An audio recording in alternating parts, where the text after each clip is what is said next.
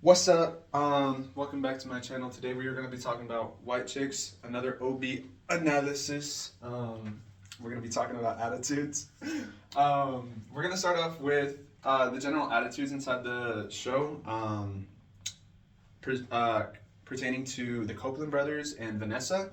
We're first going to look at attribution theory. This is in the book written by Griffin and Phillips. There are two different kinds. There's dispositional and situational. The Copeland brothers, aka the Wilson sisters, are very dispositional, and Vanessa, the enemy, is very situational. So what is dispositional? Dispositional is where the fault is kind of on your own person. If something goes wrong or anything really happens, this can also relate to your locus of control. People usually have a very active locus of control or internal when it comes to dispositional attribution. Then we can also look at situational, specifically at Vanessa, where the fault is on the situation. She kind of has both, because she, in times where things are good and happening her way, she has a very dispositional framework of thinking. She's like, hey, I made this happen. All this success is my, ideas and my planning and all that, even if it wasn't necessarily her.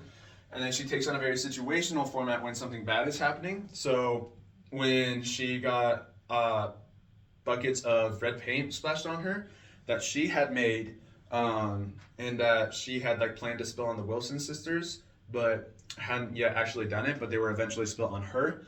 She got mad at the outside forces and said it was all their fault, not hers, for trying to mess up the night, when the night was actually messed up, or when she doesn't really have a lot of social influence. Sometimes she plans a lot of the outside factors rather than the inside ones.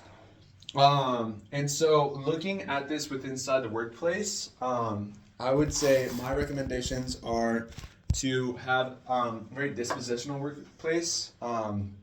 Just because framing things very situational can lead to a more negative outlook on where you're losing control or you're losing the locus of control.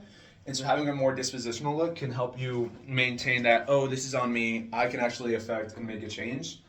So those two go in hand, the locus and then the dispositional. And then also be positive. When it comes to dispositional, if you're in that mindset, you want to make sure that you're thinking, hey, this is my fault, or it's going to my plan. But you always want to be positive about it because you don't want to get in that negative mindset of oh, I'm messing this up. Instead, you want to think, oh, how can I do better, and how can I make this situation better, which can lead to a lot of action taking, which is good inside companies because you're there to take action and actually do your job. And so this is very good, especially for companies that require a lot of innovation, or sometimes matrix companies, just because of the fact that when you focus on these two, it can produce a lot of effective outcomes. And then also with the being positive, we can look at following leadership or emotional cognition. This is in the book, but also in a study with Hatfield and Capino, or Capino.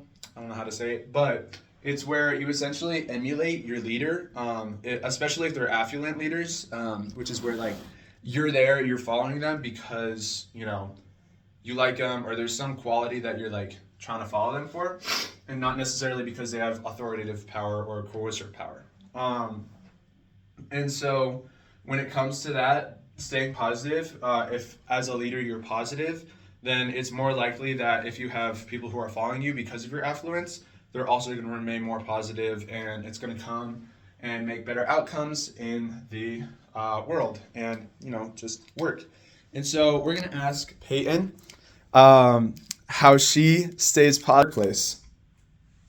I think for me, staying positive inside the workplace is definitely about framing the situation in your mind in a way that's productive and positive. I know as a leader, it's something I've seen done a lot and something I've done where things might be a struggle, but focusing on what's going really well and what we can do to move forward and making it very forward focused. That's been how I stay positive in the workplace. So All right, thank you so much. Again, this was White Chicks, the OB analysis. We're focusing on attitudes, and remember, stay positive.